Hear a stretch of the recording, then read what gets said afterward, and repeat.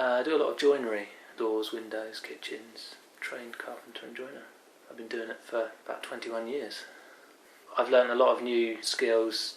I think I thought I'd probably know a lot more than I did when I first came here, but it's harder than I thought it would be. Like using the axes, you know, it was a lot harder than I expected. Very interesting stuff. I was nervous about meeting everyone, and they all seemed like a really nice bunch. You all kind of work together to get the job done, basically. It'd be great to one day build a log cabin of my own. Who knows, one day? You never know what's around the corner. Yeah. Is it what I expected?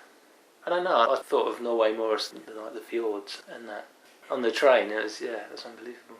Obviously that railway runs through the trees and you get the odd landscape, but it's just mainly trees, isn't it? Here, it's kind of not too dissimilar from the countryside at home, but you know it's different.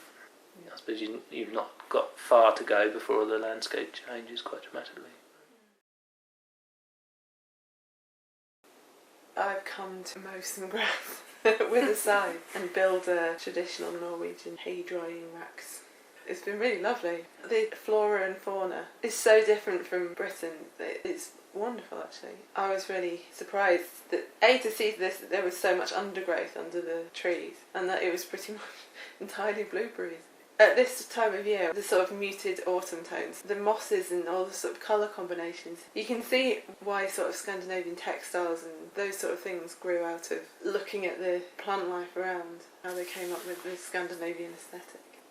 And I think there being so many trees around makes it obvious why so many people do woodcraft things around here. You know that Hemslöjd magazine? There are magazines a bit like that in Britain with super lovely pictures and roaring fires and stuff, but that one was clearly from people who made stuff, whereas in Britain it's more of a let's consume this simple life sort of thing. That's what's really struck me, is that making stuff with your hands is more of a norm here than it is back home.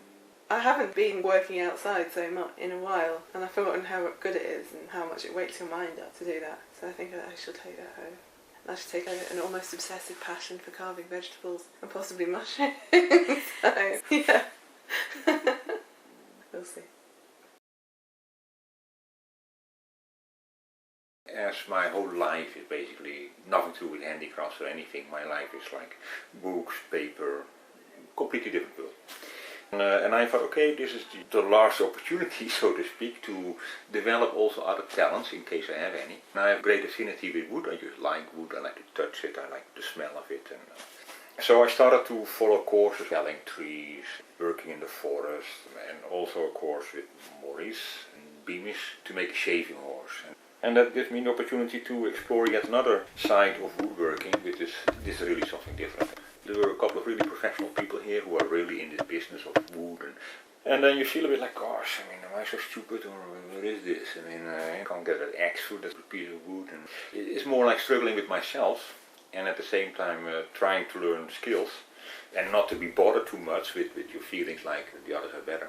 And I think, well, it gave me knowledge in the sense like I've participated in the project of this scale and this difficulty. Which doesn't mean that I'm going to repeat it by myself back home, but it gives me courage to do things in that direction. Working with quite a number of tools that I didn't really know, but I've developed a greater sensitivity, let's say, with those instruments, and that will also be used in the future when I do whatever I'm going to do. Yeah, and apart from it's just good fun. Because also in the evenings, you know, when you explore, like what Maurice is doing also with his courses, it's a nice way of being together with other people, and then people talk. So it draws in a number of people with interests, their own passions, and then it comes together around the focus that we and Claire have developed here, and it's just great.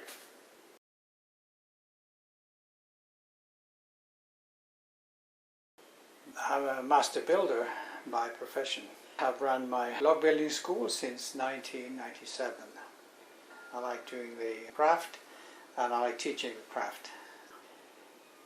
And the goal is to give them insight into Norwegian woodworking, crafting a small cabin in a way which has been done here for centuries, combining the use of traditional tools and also modern tools. I'm not a die-hard traditionalist. It doesn't have to always be the hand tools only. As you see, I use chainsaws and all sorts of stuff. I use whatever I think is appropriate. I like teaching with the old tools a lot, as much as possible, because I feel that they put the craft into your hands. They come here with different aspirations, all of them.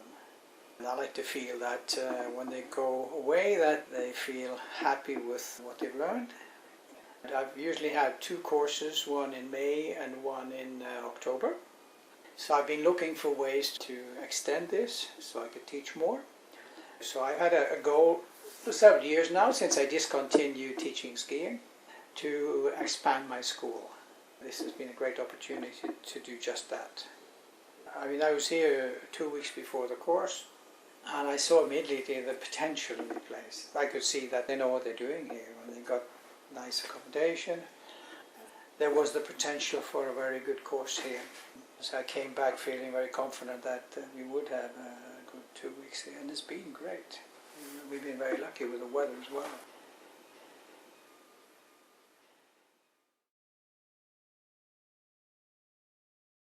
Grew up here, and there are not many people left in the world, sadly.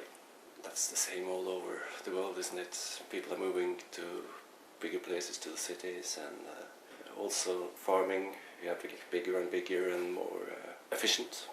So you have to invest, and then can't afford it, and then people stop farming. Well, so it's hard and lonely thing to do, really. But my passion is woodwork. I learn a lot from this, and the same interest in old techniques, how they did do it. When you look at old things, how did they do it? Different kinds of techniques, from birch bark work to decorations, shrink pots, things like that. Learn something new every day. That's a good thing. It's really been very good, yeah. I've been with Morris and Claire every August almost. There's no August without a course of. It's always nice to meet new people, so always we'll learn something from others.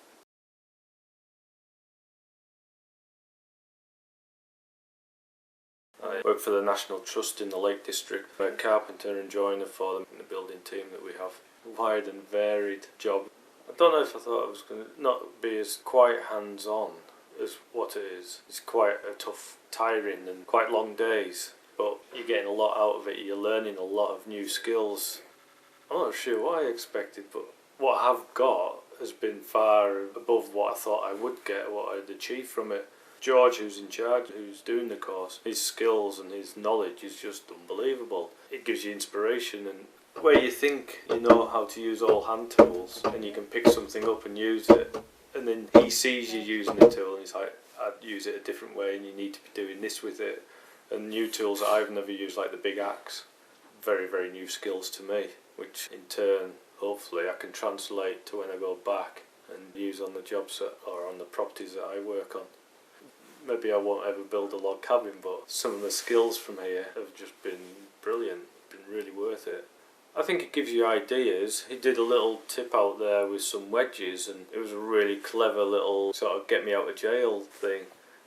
But I think it's good that you come and meet different people and you meet different skill sets, and it also helps when there's a varied amount of people. You are able to show people how to do something, and you're able to understand why you do it yourself and how you do it, so you look more closely at your skills. But then you also, on the other hand, you get new tools and new ways, and it's being able to be open to being taught a very different way and to take it on board. But I think you've got to come very open-minded, because when you come here, people have been here for the week before. They know what's happening, so you come quite sort of on edge and a bit, am I going to fit in? How am I going to get on with everybody else? And everybody has been absolutely brilliant and friendly and good to work with. And nice meeting people from different countries as well, and be able to understand a little bit of their heritage or their backgrounds and what they do. It's been really good, really good. I know we haven't seen masses of Norway, but I think it's gave you a real essence of Norway. Yeah, I think it's probably a very solitary country. When everybody's gone from here, I can imagine it being very quiet and very kind of lonely in some ways, but I think a very strong sense of village life, social life, community. With Jens being here, because he's part of the community, and obviously shows it's quite strong. I think you've got to be able to survive out here and get on with people. Especially when times get hard, you know, and winters are hard, and courses like this as well help, because a lot of the time you don't just stand back, you help people. You know, you see somebody struggling, you don't let them struggle, you go and say, well, you could do it like this, or let me help you, or let me show you a different way. And I think, you know, it works, and I think that's what life's about in some respects, being able to help.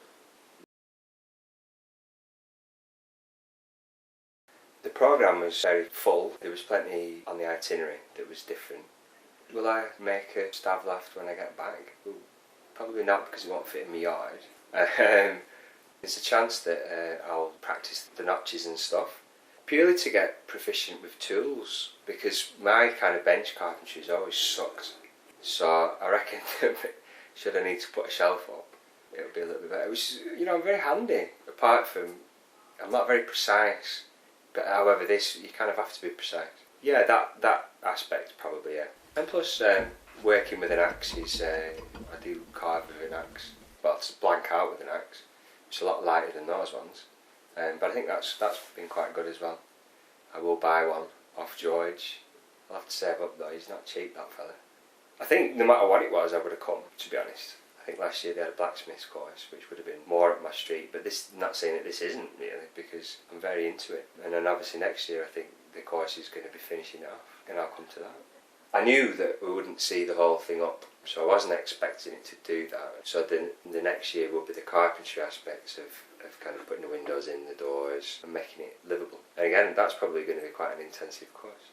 I think Jens is great as the kind of on-site guide and translator, which is good, and his place is really kind of Norwegian up at his summer farm, so that's been nice, and meeting all the different people from different backgrounds.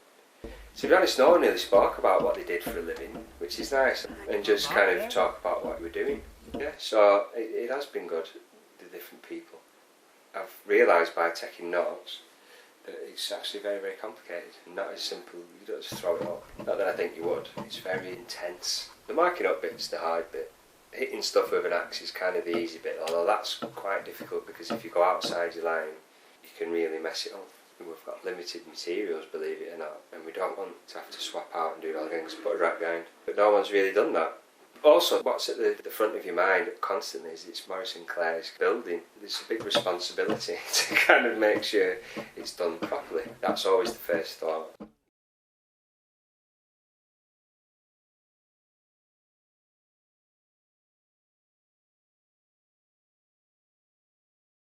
The food has been great. There's been plenty grub, and it's been wonderful to eat. It's been nice. I think like a horse. I have worked a bit like a horse as well.